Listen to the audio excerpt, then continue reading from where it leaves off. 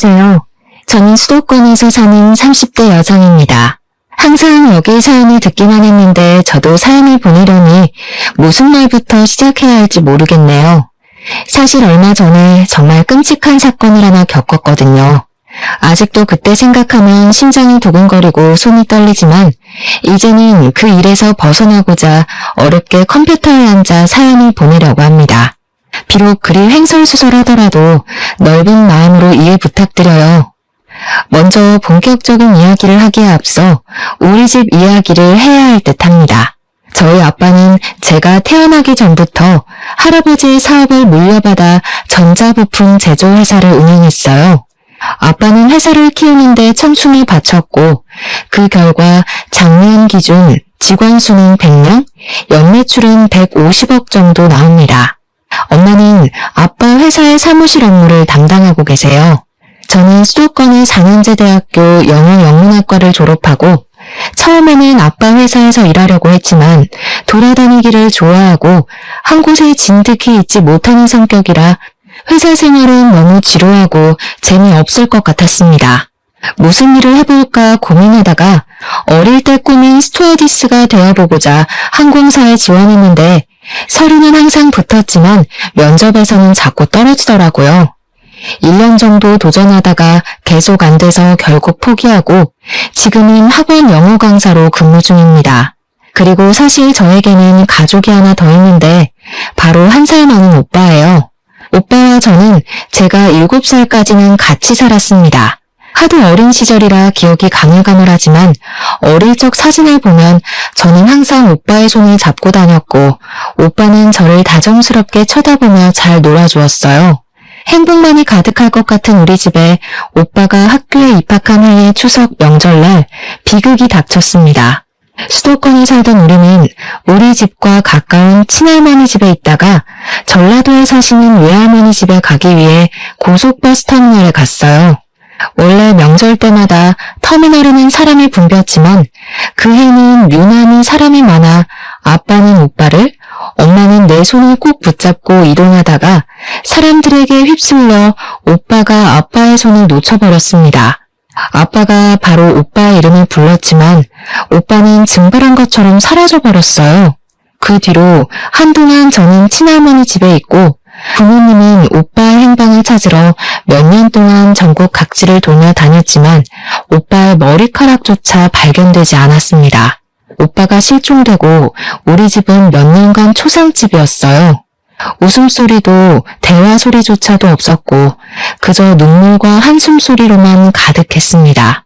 부모님이 저에게 화를 내거나 무섭게 하시지는 않았지만 부모님의 얼굴에는 그늘이 가득했었고 저는 그런 부모님께 투정이나 어리광 한 번 부리지 못하고 자랐어요. 그렇게 5년 정도가 지났습니다. 부모님은 여전히 슬픔에 잠겨 있었고 저는 왜인지 모르게 자주 배가 아프고 무엇보다 두통이 심했어요. 동네 내과 소아과에서는 큰 이상이 없다고 했지만 저는 많이 아프고 힘들어서 친구들과 놀지도 못했습니다. 그래서 대학병원까지 가서 검사한 결과 우울증 진단이 나왔어요. 부모님은 그 결과를 듣고서는 아들도 잃고 딸까지 잃을 뻔했다면서 펑펑 우셨습니다. 그리고 그날 이후로는 부모님이 점차 달라지셨어요. 항상 무표정으로만 계시던 두 분이 제 앞에서는 항상 웃으셨고 매주 주말마다 놀이공원, 상황이 안 되면 집 앞 공원이라도 나가서 함께 시간을 보냈습니다. 여전히 부모님은 오빠를 잃은 슬픔이 크긴 했지만 적어도 제 앞에서는 이전처럼 눈물이나 한숨을 보이지 않으셨어요. 이런 부모님의 노력 끝에 저는 우울증을 극복하고 다시 밝게 살 수가 있었습니다. 물론 아직도 제 마음에는 오빠를 잃은 아픔이 있기는 했지만요. 아무튼 무사히 대학교까지 졸업하고 학원 영어 강사가 되었고 친구가 소개팅을 해줘서 남편을 만나 결혼도 했습니다. 남편은 홀어머니를 모시고 사는 외동아들이에요. 저의 시어머니는 요양원 원장님이시고 상당히 직설적으로 말하는 성격이십니다. 처음에 제가 인사를 갔을 때도 제 직업에 대해서 들어보시고는 그깟 강사가 벌면 얼마나 버냐고 하시던 분이세요. 그래도 저에게 설거지, 제사, 김장과 같은 일을 시키시지도 않았고 부당한 요구를 하시는 분은 아니시기에 크게 불편하지는 않았습니다. 남편도 저는 물론 친정 부모님께도 정말 잘했으며 집안일도 잘 도와주었어요. 결혼 후 남편과의 관계도 돈독했고 저도 강사로서 어느 정도 입지를 다지며 남부럽지 않은 신혼생활을 즐기고 있었습니다. 다만 아빠의 회사 근처에 비슷한 업종의 회사가 새로 생겨서 매출이 조금 줄어들기는 했지만 그래도 큰 타격을 입을 정도는 아니었어요. 그러던 어느 날이었습니다. 아빠의 생신을 앞두고 평일에는 다들 일하느라 한자리에 모이기 힘드니 주말에 같이 점심을 먹으며 아빠의 생신 파티를 하기로 했어요. 그런데 미리 약속했던 날 아빠와 친한 거래처 사장님의 딸이 결혼식을 하는데 제 결혼식 때도 오셨던 사장님이시라 안 갈 수가 없다고 하셔서 어쩔 수 없이 점심 약속을 저녁으로 미뤘습니다. 아빠는 결혼식을 다녀오고 저녁에 가족끼리 만났는데 아빠가 큰 고민이 있어 보이셨어요. 저는 걱정이 돼서 결혼식장에서 무슨 일 있었냐고 물었더니 아빠가 하는 말이 결혼식장에서 오빠와 닮은 사람이 만난 것 같다고 하시는 게 아니겠어요? 저와 엄마는 깜짝 놀라 무슨 소리냐고 한번 자세히 좀 말해달라고 했습니다. 결혼식장에서 진혁이와 아주 똑같이 생긴 사람을 봤어. 대충 겉으로 봤을 때는 지금 진혁이의 나이는 30대 초반에서 중반 정도 되어 보이고 내 젊을 때랑 아주 똑같이 생겼었어. 오늘 나와 같이 간 회사 사장님이 그 젊은 친구가 나랑 너무 닮아서 그런데 혹시 아는 사이냐고 물어볼 정도였다니까. 그럼 한번 가서 나이와 이름을 물어보지 그러셨어요. 나도 그러고 싶었지. 그런데 예식장에는 사람이 너무 많아서 정신이 하나도 없더라고. 그래서 필요 현장에서 찾아봤는데 그냥 갔는지 안 보였어. 나중에 거래처 사장한테 아는 사람이냐고 한번 물어봐야겠어. 아이고, 내 정신 좀 보게. 오늘 내 생일 축하해주려고 왔는데 김서방 앞에서 이런 이야기나 하고 말이야. 내가 미안하네. 아닙니다, 장인어른. 생신날 잃어버린 아들을 찾게 된다면 더할 나위 없이 좋은 최고의 선물이죠. 정말 그분이 우리 다은이의 친오빠였으면 좋겠어요. 그럼 저도 형님이 생기고 너무 좋을 것 같아요. 아빠는 남편의 말에 정말 그랬으면 좋겠다고 하며 이해해줘서 고맙다고 말씀하셨습니다. 그리고 아빠의 생신은 월요일이 되었어요. 저는 점심시간쯤에 아빠에게 생신 축하드린다고 전화를 드렸습니다. 그런데 아빠의 목소리가 떨리고 좋지 않았어요. 무슨 일이 있나 싶어 어디 편찮으시냐고 물었더니 아빠가 지금 너무 놀랄 일이 있어서 그런다고 하며 이따가 퇴근길에 밤늦게라도 잠시 집에 오라고 하셨습니다. 제 근무 시간이 오후 2시에서 밤 10시까지이고 정리하고 뭐하고 하면 밤 11시에나 퇴근할 수 있어요. 그래서 밤 11시에 집에 가도 괜찮냐고 했더니 상관없다고 하시며 오늘 꼭 잠깐만 집에 들러달라고 하시고는 전화를 끊으셨습니다. 아빠의 목소리를 들으니 무슨 안 좋은 일이 있나 싶어 걱정되어 엄마에게도 전화했는데 엄마는 전화를 받지 않았어요. 그날은 부모님 걱정에 어떻게 하루 강의를 마쳤는지 모르겠습니다. 어찌어찌 수업을 마치고 강의를 마치자마자 원장 선생님께 양해를 구하고 바로 집으로 달려갔어요. 집에 갔더니 부모님은 눈물을 흘리셨는지 눈이 벌겋고 팅팅 부어 있었고 그 모습을 본 저는 깜짝 놀랐습니다. 다은아, 놀라지 마. 진혁이를 찾은 것 같아. 너의 오빠 찾았다고. 아빠의 말에 저는 심장이 쿵 내려앉는 것 같았습니다. 너무 기쁘기도 하고 이게 도대체 무슨 상황인가 싶어 일단 차근차근 말해달라고 했어요. 아빠는 거래처 사장님 딸의 결혼식장에서 본 젊은 사람이 오빠라는 확신이 들었다고 합니다. 그래서 오늘 출근하자마자 거래처 사장님께 전화해서 사실 어릴 때 잃은 아들이 있는데 하객으로 온 한 젊은 친구가 아빠의 젊은 시절과 너무 닮아서 혹시나 해서 물어본다고 했어요. 그 말을 들은 순간 거래처 사장님은 누구를 찾으려는지 알 것 같다고 하며 오빠의 현재 직장을 알려주었다고 합니다. 알고 보니 오빠는 아빠 회사 근처에 새로 생긴 비슷한 업종의 회사 개발팀 팀장이었어요. 거래처 사장님이 오빠가 다니는 회사 사장님의 번호를 알려주셔서 아빠가 바로 사장님께 전화했고 오빠를 닮은 젊은 사람의 나이와 이름을 알 수 있는데 나이는 현재 오빠의 나이와 같은 35살이고 이름은 오빠의 이름과 같은 이진혁이었습니다. 이 사실을 안 것이 점심시간 즈음이었고 점심시간이 지난 후 아빠는 바로 그 회사로 달려가 봤지만 아쉽게도 오빠는 지금 다른 지방으로 출장 중이라 볼 수 없었어요. 하지만 사연증으로 사진은 볼 수 있었는데 사진을 보니 오빠라는 확신이 들었다고 합니다. 아빠는 회사 사장님으로부터 어떻게 오빠가 이 회사 직원으로 있을 수 있는지 그 이야기를 듣게 되었어요. 사장님은 지금 회사를 차리기 전에 다른 회사에서 부장으로 있었고 오빠는 신입사원이었습니다. 그 당시 오빠는 배우려는 열정도 가득하고 항상 열심히 하려고 해서 당시 부장이었던 사장님 눈에는 참 인상 깊었다고 해요. 그 뒤로 종종 같이 저녁을 먹으며 살아온 이야기를 했는데 오빠는 보육원에서 살다가 성인이 되어 자립금을 받고 시설에서 나와 직업 전문학교에서 이쪽 일을 배웠다고 했습니다. 사장님은 힘들게 살아온 오빠가 안쓰러워 더 잘 챙겨주고 기술을 하나라도 더 알려주려고 했다고 해요. 그러다가 사장님이 우연한 기회에 자신의 회사를 차릴 수 있었는데 함께 일할 직원을 구하다가 오빠가 생각나 개발팀 팀장으로 스카우트했다고 했습니다. 이 말을 들은 아빠는 눈물을 흘렸고 사장님은 오빠의 연락처를 알려주며 한번 연락해서 만나보라고 했다고 해요. 저는 부모님의 이야기를 듣고 드디어 오빠를 찾았다는 생각에 기쁘기도 하고 얼떨떨하기도 했습니다. 집에 가서 남편에게 오빠를 찾았다고 이야기하니 남편도 어떻게 이런 우연이 있냐고 하며 매우 잘 됐다고 했어요.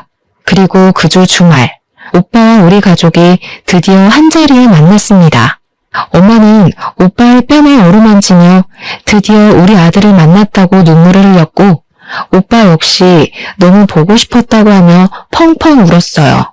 그리고 오빠는 저를 보더니 매일 울기만 하고 코나 질질 흘리던 그 꼬맹이가 벌써 이렇게 커서 결혼까지 했냐고 했습니다.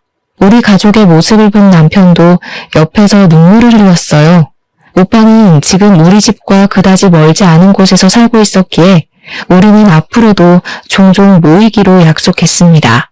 남편 역시 오빠에게 매형이 생겨서 너무 기쁘다고 하며 앞으로 자주 만나 함께 술도 마시자고 했어요. 그 뒤로 남편은 오빠와 종종 둘이서만 만나 함께 저녁도 먹고 술도 마셨습니다. 그러다가 술을 너무 과하게 마시면 남편은 저한테 혼난다며 오빠 집으로 가서 잠도 자곤 했어요. 그럴 때마다 저는 술 먹고 집에 안 들어오는 남편을 향해 바가지를 긁었지만 오빠는 매제 아침에 해장까지 시켜서 잘 보낼 테니 남편 너무 혼내지 말라고 했습니다. 저와는 달리 부모님은 오빠와 남편이 형제처럼 잘 지내는 것 같아 너무 보기 좋다고 흐뭇해하셨어요. 그렇게 2년 정도가 지났습니다. 아빠는 이제 연세가 있으셔서 회사 운영하는 데 많이 힘들어하셨어요. 아빠는 같이 일도 하고 앞으로 회사를 물려받을 수 있을 정도로 믿을 만한 사람이 필요하다고 했습니다. 직원들도 있었고 회사 간부도 있기는 했지만 아빠는 그 사람들이 회사를 운영해 나가기에는 적합하지 않다고 생각하셨어요. 그래서 아빠는 오빠가 아빠의 회사로 오기 바랐지만 오빠는 지금 있는 회사의 사장님께 죄송해서 이직하기 어렵다고 했습니다. 이 모든 상황을 들은 남편은 장인어른의 건강이 걱정된다며 회사에 들어가서 일을 도와드리고 싶다고 했어요. 그런데 남편은 전공이 전혀 다른 쪽이고 아빠 회사는 아무래도 기계를 직접 조작하고 다뤄야 하는 일이라 처음부터 하나하나 배워야만 했습니다. 저는 남편에게 아빠 회사로 들어가면 하나부터 열까지 다 배워야만 하는 상황이라 힘들 수도 있다고 했지만 남편은 솔직히 지금 다니는 회사에는 희망이 없어 보인다며 아빠의 회사로 들어가서 기술을 배우고 싶다고 했어요. 아빠도 남편에게 회사로 들어오면 힘들 것이라고 했지만 남편은 생각이 아주 확고했고 결국 남편은 아빠의 회사에 입사하게 되었습니다. 남편은 정말 열심히 했어요. 거의 매일 자정까지 일하며 기계 조작하는 것을 배웠고 주말에도 회사에 갔습니다. 저는 너무 힘들게 일하는 남편이 안쓰러워 몸도 생각해가며 일하라고 했지만 남편은 지금 빨리 일을 배워야 한다며 그 누구보다 열심히 했어요. 그러나 회사 사람들은 남편을 인정해주지 않았습니다. 일부러 남편 앞에서는 전문 용어를 써서 남편이 하나도 못 알아듣게 하고 회사 내의 중요한 일도 남편에게 말해주지 않는다고 해요. 남편은 그 사람들에게 인정받으려면 빨리 일을 배워야 한다고 하며 이 악물고 정말 열심히 일했습니다. 아빠도 그런 남편의 모습을 아주 좋게 보셨고 아직은 남편이 회사에서 일을 맡아서 할 정도는 아니지만 조금 더 있으면 회사에 큰 도움이 될 수 있을 것 같다며 칭찬을 하셨어요. 그러다가 명절이 왔습니다. 원래 시댁이 우리 집에서 1시간 거리라서 한 달에 한 번꼴로 시댁에 갔었는데 남편이 아빠 회사로 들어가고 나서는 거의 넉 달 만에 시댁에 간 상황이었어요. 시어머니는 오랜만에 본 남편을 보며 한숨을 푹 쉬셨습니다. 우리 준석이 얼굴이 아주 반쪽이 됐네. 예, 우리 준석이가 너네 아빠 회사에서 일하는데 무슨 일반 사람들처럼 그렇게 일을 시키니? 아무래도 아빠 회사는 기술이 필요한 회사라 아직은 배우느라 그래요. 다들 이쪽 업계에서 10년, 20년은 되신 분들인데 이분들과 함께 일하려면 아무래도 남편도 열심히 해야죠. 그래서 저와 남편이 힘들 수 있다고 남편이 말렸는데 남편이 굳이 아빠 회사에 들어갔네요. 어머, 얘 좀 보게. 얘, 아무리 그래도 준석이가 사장님의 사위인데 그냥 한 자리 하나 주면 안 되니? 누가 들으면 무슨 너네 아빠 회사가 대기업인 줄 알겠다. 그래봤자 동네 구멍가게 수준인 가게인데 뭘 그리 따지고 드니? 그냥 빨리 딸인 네가 너네 아빠한테 우리 아들한테 부장이나 차장 같은 자리 하나 주라고 말해봐. 그래야 빨리 우리 아들도 사장도 하고 하지 않겠어? 너도 기왕이면 사장 와이프면 좋잖아. 우리 아들 그래도 수도권에 4년제 대학도 나오고 이전 회사에서 그래도 인정받으면서 살던 애인데 너무 고생해서 안쓰럽다. 어머니, 지금 어찌어찌 해서 남편이 관리직에 앉았다고 해도 기술에 대해서 전혀 모른다면 분명히 사람들에게 무시당할 거예요. 그런 것 때문에 아빠도 남편에게 쉽게 관리직 자리를 못 주시는 거고요. 참 네가 융통성 없는 게 네 아빠 닮아서 그런가 보다. 아휴, 내가 말을 말아야지. 우리 준석이만 고생이네. 시어머니는 살 빠진 남편의 모습에 크게 안타까워했습니다. 시어머니 말이 좋게 들리지는 않았지만 남편이 아빠 회사 다니며 고생을 해서 살이 빠진 것이 사실이기에 별다른 할 말이 없었어요. 그냥 남편이 건강을 잃지 않도록 잘 내조하겠다고 말했습니다. 그런데 시어머니가 그 뒤로도 명절 내내 우리 아들 안쓰럽다며 이야기를 했고 처음에는 저도 같이 안쓰러운 마음이 들었으나 점점 듣기 힘들었고 슬슬 짜증이 났어요. 이런 제 마음을 알았는지 남편도 시어머니에게 그만하라고 했고 남편의 말에 시어머니는 이야기는 하지 않았는데 집에 갈 때 보니 시어머니가 울고 있었습니다. 왜 우시냐고 했더니 준석이가 너무 안쓰럽다고 하며 너네 아빠한테 잘 이야기해서 얼른 관리직 하나 달라고 했어요. 그래도 30대 중반인데 아직도 그렇게 남의 밑에서 고생하며 일하는 게 너무 안쓰럽다면서요. 저는 그날 시댁에서 나오면서 남편에게 혹시라도 버티기 어려울 정도로 힘들면 언제든지 말하라고 했습니다. 남편은 이제 일도 조금씩 손에 익고 괜찮다고 하며 열심히 해보겠다고 하는데 남편을 보니 뭔가 고맙기도 했고 마음이 짠하기도 했어요. 그렇게 1년 정도 지나자 아빠 회사 임직원들이 드디어 남편을 인정해주기 시작했습니다. 하루는 회식을 갔다가 남편이 아주 기분 좋아서 오는 거예요. 회식 때 무슨 좋은 일 있었냐고 했더니 오늘 회식 자리에서 부장님이 사과했다는 겁니다. 무슨 소리냐고 하니 부장님이 그동안 사장님의 사위인데다가 이쪽 업계에서는 한 번도 일해보지 않았다고 해서 낙하산으로 오해했는데 지난 1년간 정말 열심히 일하는 것을 봤다며 오해해서 미안했다고 말했다는 것이에요. 부장님의 말에 다른 직원들도 자신들도 오해했다고 하며 남편에게 사과했다고 합니다. 남편은 역시 진심은 통하는 것 같다며 뿌듯해했고 그 뒤로는 회사 사람들과 잘 어울렸고 대리로 승진도 했어요.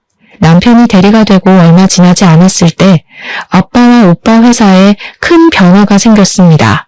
이런저런 복잡한 사정으로 인해 오빠의 회사가 아빠의 회사로 인수합병이 돼서 오빠가 아빠의 회사에서 일하게 되었어요. 오빠가 다니던 회사와 아빠가 운영하시던 회사는 거의 같은 부품을 제조하는 업체이고 부품을 제조하는 기계 역시 거의 같았습니다.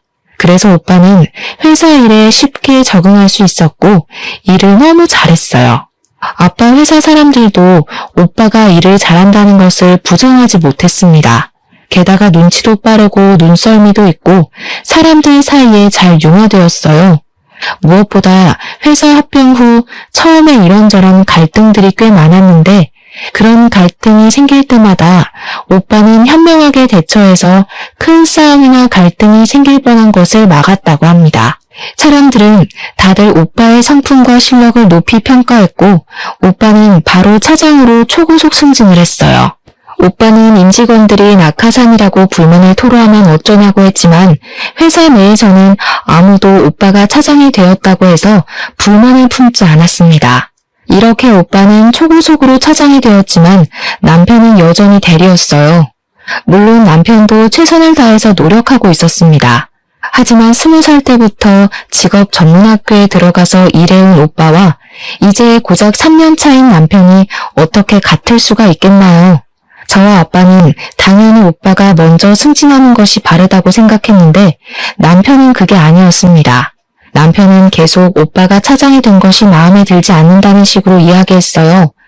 하루는 남편이 퇴근하고 집에 왔는데 투덜대는 것입니다. 장인어른 정말 너무하시는 거 아니야?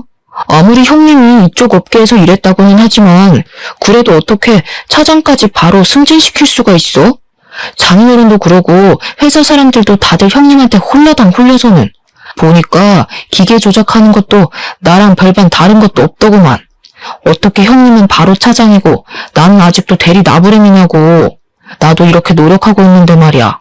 과장이라도 시켜줘야 하는 거 아니야? 나도 아빠한테 대충 회사 상황은 들었는데 솔직히 여보가 열심히 했던 것은 인정하지만 오빠는 지금 이 업계에서 20살 때부터 일해왔던 반면에 여보는 이제 고작 3년이야.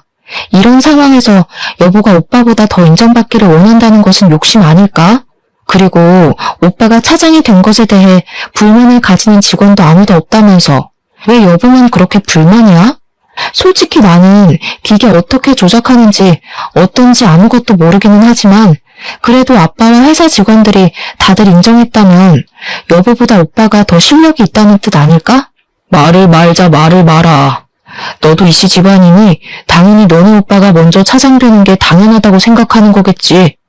남편은 제 말에 수긍하지 못하고 혼자 씩씩대더니 작은 방으로 문 닫고 들어가 버렸습니다. 그 뒤로 남편은 나오지 않았고 저는 남편이 이 정도까지 화를 내는 것이 이해가 가지 않았어요. 그렇게 밤이 되고 저는 혼자 큰 방에서 잠을 잤습니다. 잠을 자다가 새벽에 목이 말라 거실로 나왔는데 남편이 누군가와 통화 중이었어요. 저는 이 새벽에 누구와 통화 중인가 싶어서 몰래 엿들었는데 대충 대화 내용을 들어보니 시어머니와 통화를 하고 있었습니다. 남편은 시어머니에게 우리 아빠의 회사를 물려받아 사장 자리에 한번 앉아볼 생각으로 왔는데 갑자기 형님 그러니까 우리 오빠가 등장하는 바람에 일이 다 틀어졌다고 말을 했어요. 그러면서 우리 오빠가 나타나지만 않았어도 자신이 승승장구해서 사장까지 됐을 텐데 이렇게 찬밥 신세가 된 것이 억울하다며 오빠가 콱 죽었으면 좋겠다고까지 말했습니다. 시어머니는 남편의 말에 화가 잔뜩 난 듯했고 우리 아빠에 대해 좋지 않은 이야기까지 하는 듯했어요. 이 이야기를 들은 저는 너무 충격이었습니다. 남편이 갑자기 아빠의 회사에서 일한다길래 저는 정말 아빠를 돕고 싶어서인 줄로만 알았는데 사장 자리까지 생각한 줄은 몰랐어요. 게다가 오빠 때문에 자신이 사장을 못할 것 같은 상황이 되자 오빠가 죽었으면 좋겠다고까지 말하는 것이 충격이다 못해 섬뜩했습니다. 저는 방문을 열려다가 남편의 목소리가 너무 격양되어 있어서 일단 못 들은 척하고 다시 조용히 큰 방으로 갔어요. 저는 이 상황을 어찌해야 할지 몰라 밤새 고민을 하다가 남편이 출근한 후 바로 아빠에게 전화했습니다. 아빠는 안 그래도 저에게 할 말이 있어서 전화하려고 했다고 했어요. 사실은 말이다. 김서방이 요새 회사 내의 소문이 정말 안 좋아. 자신이 사장님의 사위라서 회사를 물려받을 것이라고 하며 회사 사람들에게 갑질하고 회사 사람들을 무시하고 다닌다더구나. 게다가 새로 들어온 사무실 여직원이 있으면 자신이 이 회사 사장이 될 것이라고 하며 따로 만나서 밥 먹고 술 먹고 하나 봐. 요새 김서방 집에는 일찍 들어오니? 아니요, 거의 매일 일해야 하느라고 늦게까지 일했어요. 여전히 밤 11시나 돼야 집에 와요. 근데 매일 회사 사람들과 밥을 먹으면서 반주한다고는 했어요. 그래서 저는 일하고 밥을 먹으면서 간단히 한잔하고 오는 줄 알았어요. 야근은 무슨, 매일 칼퇴근하고 있어. 아마 사무실 여직원이랑 같이 밥 먹는 것 같아. 어찌됐건 나는 김서방에게 회사 경영을 절대 맡기지 않을 것이고 회사 관리직으로 앉힐 생각도 없어. 아무리 가족이라고 해도 가족과 회사는 엄연히 다른 거야. 네가 서운해하지 않았으면 좋겠구나. 사실 저도 아빠에게 드릴 말씀이 있어요. 어제 남편이 시어머니와 통화하면서 남편이 아빠 회사를 물려받아 사장이 되고 싶었는데 갑자기 오빠가 나타나는 바람에 일이 다 그르쳤다고 했어요. 심지어 오빠가 죽었으면 좋겠다고까지 하더라고요. 그래서 저도 아빠에게 이 사실을 알리려고 전화했어요. 아빠도 내 말에 적잖이 충격을 받으셨고 저 역시 남편과 앞으로 어떻게 해야 하나 고민을 했습니다. 그 뒤로 저와 남편은 한 집에서 살지만 남남처럼 지냈어요. 남편은 매일 밤 1시에서 2시 정도에 들어와서 아침 6시에 나갔습니다. 남편과 대화를 해보려고 해도 집에 오면 바로 작은 방에 문을 닫고 들어가 버리고 저랑은 눈도 마주치지 않으려고 해서 대화조차 할 수가 없었어요. 그러다가 주말이 되었습니다. 아침 10시쯤에 일어났는데 남편은 일찍부터 어디론가 나가서 보이지 않았어요. 남편이 한 번씩 주말에 운동하러 나갔다가 오후 늦게 집에 들어왔었기에 당연히 남편이 운동하러 갔을 것으로 생각했습니다. 저 혼자 간단히 밥을 먹으려고 준비하고 있을 때 엄마에게 전화가 왔어요. 겉절이랑 남편이 좋아하던 갈비찜도 하고 밑반찬 몇 개 했다고 하시며 아빠와 함께 집에 잠깐 들려도 되겠냐고 하셨습니다. 저는 지금 남편 없으니 집에 오시라고 했어요. 잠시 후 엄마와 아빠가 갈비찜에 겉절이에 밑반찬을 한가득 들고 오셨습니다. 부모님은 집에 오시자마자 냉장고 앞으로 가셔서는 냉장고에 반찬들을 하나하나 넣어주셨어요. 그러고 있는데 밖에서 비밀번호 누르는 소리가 들렸습니다. 저는 당연히 남편인 줄 알고 현관으로 갔는데 남편과 시어머니가 함께 서 있었어요. 시어머니는 저를 보자마자 뺨을 때렸습니다. 내가 저번 명절 때 분명히 말했지? 너네 아빠한테 말해서 얼른 관리직이라도 한 자리 달라고 말이야. 아니 지금 너네 아빠 회사에 다닌 지 몇 년이 됐는데 아직도 대리 나부랭이가 뭐니? 너네 오빠가 뭔가 하는 사람은 들어온 지 한 달 만에 차장 달았던데 솔직히 너네 아빠 너무한 거 아니냐? 아빠도 다 생각이 있으셔서 그렇게 하시는 거죠. 아무리 그래도 그렇지 이렇게 막무가내로 오셔서 갑자기 제 뺨을 때리시는 건 너무하신 거 아니에요? 뭐가 너무해? 나 지금 너 머리채도 잡고 싶은 거 간신히 참고 있다. 아니 도대체 그깟 구멍가게에서 왜 그리 관리직 자리를 안 줘? 지금 당장도 우리 아들 사장 자리에 앉혀놓으면 잘할 텐데 왜 우리 아들을 못 믿고 그렇게 노예처럼 부려먹냐고. 그리고 네 오빠라는 사람은 솔직히 몇십 년 만에 만났으면 남남 아니야? 네 오빠라는 사람한테는 한 달 만에 차장 자리 주고 3년 가까이 일한 우리 아들은 아직도 대리이고 이게 말이 된다고 생각해? 손을 놓쳐서 사라졌으면 평생 죽은 듯이 살았어야지. 왜 갑자기 나타나서는 우리 아들 앞길을 방해하고 난리야? 에이 그냥 보육원에서 죽어버리지. 시어머니는 우리 아들이 아직도 대리인 게 말이 되냐며 이거는 명백한 차별이라고 소리를 고래고래 질렀습니다.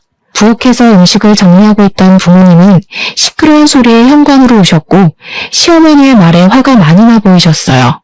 사돈, 지금 이게 무슨 말씀입니까? 터진 입이라고 그딴 말 짓거려도 되는 겁니까? 어떻게 말을 그따위로 할 수가 있어요? 아이고 두 분 다 여기 계셨네요. 마침 잘 됐네요. 우리 어디 한번 솔직히 까놓고 하나하나 따져봅시다. 아니 도대체 준석이가 뭐가 그리 부족합니까? 네? 3년 동안 그렇게 그쪽 회사에서 죽어라 이랬는데 사장 자리는 못 내줄 망정 아직도 대리냐고요. 아직 기술이 많이 부족하니까요. 저희 회사 관리직에 계시는 분들 전부 다 최소 10년은 이쪽 업계에서 일한 사람들입니다. 그런 사람들을 제치고 고작 3년밖에 일하지 않은 김서방에게 관리직을 어떻게 내어준단 말입니까? 그게 말이나 돼요? 그럼 그쪽 아들은요? 아니, 잃어버리면 남남이지 왜 갑자기 나타나서는 우리 아들보다 더 높은 차장이 된답니까? 이게 바로 낙하산이지 뭐예요? 우리 아들은 20살부터 이미 이쪽 업계에서 일해왔어요. 우리 회사에서 일하지는 않았지만 이미 동종업계에서 인정받고 있었다고요. 그래서 회사 사람들의 인정을 받고 차장 자리까지 갈 수 있었던 거예요. 그리고 저도 다은이도 당신 아들이 우리 회사에서 일하길 바란 적 없습니다. 김서방이 우리 회사에서 일한다고 했을 때 둘 다 말렸어요. 그래도 굳이 우리 회사에 들어와서 일하겠다고 고집 부린 건 김서방입니다. 저는 한 번도 김서방에게 우리 회사 사장 자리 내준다는 말을 한 적 없고 조금만 잘하면 관리직 주겠다는 말도 한 적이 없습니다. 그런데 갑자기 오셔서 이런 식으로 화내고 우리 딸 뺨을 때리고 협박까지 하시는 건 정말 너무 어이없고 황당하네요. 아무리 그래도 사람이 염치가 있고 융통성이 있어야지. 아니 어떻게 자기 사위가 자기 회사에 들어왔는데 잘했다고 빨리 관리직은 못 내줄 망정. 어떻게 3년 동안 그렇게 노예처럼 부려먹을 수가 있어? 이렇게 앞뒤가 꽉 막혀서야. 듣자 하니까 너무하시네요. 그럼 뭐 낙하산이라고 소문내면서 아무것도 모르는 사람을 사원에서 차장으로 초고속 승진이라도 시켜야 한다는 말입니까? 우리 아들이 뭘 몰라요 뭘? 우리 아들 그래도 수도권 4년제 대학 나온 인재야. 인재라고. 진짜 이 집구석은 말이 안 통하네. 준석아 가자. 너 이딴 집구석이랑 이제 연 끊고 이혼해. 너도 이제 이 집구석 싫지? 네. 저도 사위한테 사장 자리 하나 안 내주는 장인어른의 사위 노릇 할 생각 없네요. 엄마 말씀대로 우리 이혼하겠습니다. 잘됐네. 나도 너의 새까만 속내 알고 어떻게 해야 하나 고민했었는데 우리 갈라서자. 이혼하자고. 이혼하자는 내 말에 남편은 시어머니를 모시고 집에서 나갔습니다. 저와 부모님은 한참 동안 우리는 말을 잇지 못하다가 어렵게 엄마가 진짜 이혼해도 괜찮겠냐고 물었어요. 저는 엄마에게 지금 아이도 없고 검은 속내가 가득한 사람인데 어떻게 같이 살겠냐고 했습니다. 부모님은 알겠다고 하시며 일단 내일은 주말이고 하니 부모님 집에서 같이 있자고 했어요. 저는 부모님이 챙겨주신 반찬들을 다시 챙기고 제 짐들을 챙겨서 친정으로 갔습니다. 친정에서 같이 저녁을 먹고 밤 11시쯤에 잠을 자려는데 엄마의 핸드폰이 울렸어요. 보니까 전화를 건 사람이 오빠였는데 엄마는 이내 표정이 아주 심각해지셨습니다. 왜 그러시냐고 물어보니 다세대 주택 1층인 오빠의 집에 불이 났다는 것이에요. 다행히 화재 당시 오빠는 잠깐 지인을 만나러 나간 상태여서 다치지는 않았고 다른 집에 사시는 분들도 바로 다 대피해서 인명피해는 없었습니다. 불은 이웃의 신고로 10분 만에 바로 꺼지기는 했지만 오빠가 살던 집 내부가 다 타버렸어요. 일단 오빠는 바로 부모님 집으로 왔고 저는 오빠에게 어쩌다 불이 난 것인지 물어보았습니다. 오빠의 말로는 지인을 만나고 집에 오는데 집 근처에서 남편을 본 것 같다고 했어요. 어두웠지만 분명히 남편이 평소에 자주 입던 운동복에 모자를 쓰고 있었고 남편도 역시 오빠를 본 것 같았지만 의도적으로 피한 것 같다고 했습니다. 그렇게 남편이 사라지고 나서 오빠 집에 불길이 치솟았다고 해요. 이 소리를 듣고 화가 난 우리 가족은 바로 남편은 방화범으로 고소했습니다. 다음날 화재 원인을 찾기 위해 합동 감식을 했는데 방화로 확인되었고 CCTV와 맞은편 주차되어 있는 차량 블랙박스를 확인한 결과 남편이 근처 쓰레기에 불을 붙이고 1층에 살던 오빠 집 창문에 투척하는 장면이 아주 적나라하게 찍혔더라고요. 남편은 바로 구속이 되었습니다. 저는 남편의 구속과 동시에 이혼을 하려 했으나 당당히 이혼하자던 남편이 이혼 동의를 해주지 않았어요. 결국 우리는 이혼 소송까지 하게 되었습니다. 이혼 소송까지 해야겠다는 제 말에 아빠는 직장에서 남편과 불륜 저지른다고 소문난 20대 회사 여직원의 인적사항을 알려주셨어요. 저는 바로 그 상간녀와 만났는데 상간녀는 저를 보자마자 무릎을 꿇더니 아직 20대인데 제 앞길 꼬이는 것 원하지 않는다고 하며 잘못했다고 빌었습니다. 그러면서 사실 유부남인 것을 알고 만날 생각이 없었는데 너무 치근대서 한두 번 만난 게 서너 번 됐다고 했어요. 만나면서도 이게 아니란 것은 알았는데 사장님의 사위라고도 하고 또 이혼할 것이라고도 하니 정말 그런 줄로만 알았다고 했습니다. 그러면서 원하시는 부모님이 계시는 지방에 내려가서 조용히 살 테니 제발 한 번만 용서해달라고 했어요. 저는 정말 상간녀 소송까지 할 마음으로 왔는데 상간녀의 이야기를 들어보니 상간녀도 그놈한테 속았다는 생각이 들었습니다. 그래서 상간녀 소송은 하지 않는 대신 남편이 불륜 피웠다는 모든 사실을 자백받고 증거까지 다 받았어요. 그리고 저는 이 모든 것들을 다 증거 자료로 제출해서 이혼 소송을 진행했습니다. 그냥 깔끔하게 이혼을 하면 될 일을 위자료까지 물어주게 생기자 시어머니가 저에게 전화했어요. 제가 전화를 받지 않자 시어머니는 계속 저에게 전화했고 그래도 끝까지 제가 받지 않자 친정집까지 찾아왔습니다. 저와 엄마는 집안으로 들일 생각이 없었지만 잠깐 열린 틈을 타서 무작정 시어머니가 집안으로 들어왔어요.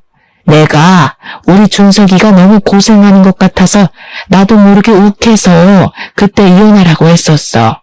하지만 내 진심은 아니었다. 정말이야. 우리 준석이가 방화를 저지른 것은 잘못이지만 이혼만큼은 안 하면 안 되겠니? 이제 나도 준석이도 자리 욕심 안 부리고 조용히 살게. 그러니까 네가 너네 아빠 아니지. 바깥 사돈 좀 잘 설득해서 이혼하지 말고 죗값 받고 나오면 다시 그 회사에서 일하게 해주면 안 될까? 어머니가 먼저 이혼하라고 해놓고서는 지금 그게 무슨 소리세요? 그리고 어릴 때 잃어버리고 몇십 년 만에 찾은 우리 오빠한테 죽었으면 좋겠다느니 그런 막말을 하셔놓고 어떻게 용서를 바라시나요? 남편이 아빠 회사 여직원과 불륜까지 저질렀다는 거 알고 계시죠? 그런데도 제가 이 모든 것을 다 용서하고 옥바라지까지 해가며 같이 살라고요? 저는 절대 못합니다. 이혼 소송까지 해서 위자료까지 받을 거예요. 아시겠어요? 너 정말 너무하는구나. 그래도 이 어른이 이렇게 사과하러 왔는데 그냥 좀 넘어가주면 안 되냐? 정말 융통성은 일도 없는 집구석이라니까. 뭘 잘했다고 사과를 받아줘요? 당신 때문에 어렵게 찾은 우리 아들이 죽을 뻔했는데 당신 같으면 용서가 되겠어요? 참나, 우리는 법대로 할 테니까 그만 여기서 설치고 나가요. 꼴도 보기 싫으니까. 난 안 나가. 당신들이 이혼소송 취하해줄 때까지 안 나간다고. 시어머니는 정말 우리 집에서 안 나갈 기세로 대자로 누워 시위했습니다. 엄마는 시어머니를 내쫓으려다가 힘에서 밀리자 어쩔 수 없이 경찰을 불렀고 시어머니는 결국 경찰들의 손에 끌려나갔어요. 저와 엄마는 이렇게나 끝까지 막말하고 뻔뻔한 시어머니를 가만히 둘 수가 없었습니다. 생각해보니까 옛날에 시어머니 요양원에 몇 번 갔다가 얼핏 봤는데 주방 직원분들이 위생모나 앞치마를 착용 안 하고 주방 상태도 엉망이었던 것이 생각났어요. 그래서 식품위생법 위반으로 시어머니의 요양원을 신고해버렸고 그 결과 영업정지 2개월 처분을 받았습니다. 안전모 앞치마 미착용은 당연하고 썩은 과일들을 값싸게 떼어와서 면역력이 취약한 노인들에게 급식으로 먹였던 것이 다 탄로났어요. 영업정지 처분을 받은 시어머니는 바로 저에게 전화해서 쌍욕을 했고 저는 시어머니의 찰진 욕소리를 그대로 녹음해서 시어머니의 지역신문에 투고했습니다. 그러자 그곳에 부모님을 요양시킨 보호자들이 난리가 났고 요양원 직원들도 시어머니의 막말에 도저히 일을 못하겠다며 전부 퇴사해버렸어요. 그 결과 요즘 같은 고령화 시대에 보기 드물게 요양원이 폐원했답니다. 이러한 일이 있고 나서 적지 않은 시간이 흘렀어요. 저는 지금 친정 부모님과 함께 살며 친정 아빠 회사로 들어가 사무실 직원으로 일하고 있습니다. 오빠는 여전히 회사에서 인정받으며 열심히 일하고 있어요. 남편은 이혼 소송에서 패소해서 위자료를 지급해야 했고 방아죄로 징역 2년이 선고되었습니다. 그리고 요양원이 폐원되는 바람에 당장 돈벌이도 잃고 아들의 옷바라지까지 해야 할 처지가 된 시어머니는 살던 집도 팔아버리고 허름한 원룸 하나 구해서 겨우 살고 있다고 해요. 이렇게 자리 욕심에 눈이 멀었던 전 남편과 전 시어머니는 해서는 안 될 잘못을 저질러 지금 죗값을 톡톡히 받고 있습니다. 아직도 저와 부모님은 오빠의 집에 불이 난 그날을 생각하면 두 손이 벌벌 떨리고 심장이 쿵 내려앉아요. 그때 오빠가 밖에 있어서 다행이었지. 만약에 집안에 있었다면 어렵게 찾은 오빠를 다시 영원히 못 볼 뻔한 것이잖아요. 부모님이 몇십 년 만에 오빠를 찾고 나서 기쁨의 눈물을 흘린 것을 옆에서 봤음에도 이런 일을 벌인 전 남편을 저는 평생 원망하고 증오하며 살 것 같습니다. 부디 저와 제 가족이 겪는 불행은 이것으로 마무리되었으면 좋겠어요. 실종, 방화라는 엄청난 사건을 겪었으니 이제는 우리 가족에게 꽃길만 펼쳐지길 바라며 저의 사연을 마칩니다. 감사합니다.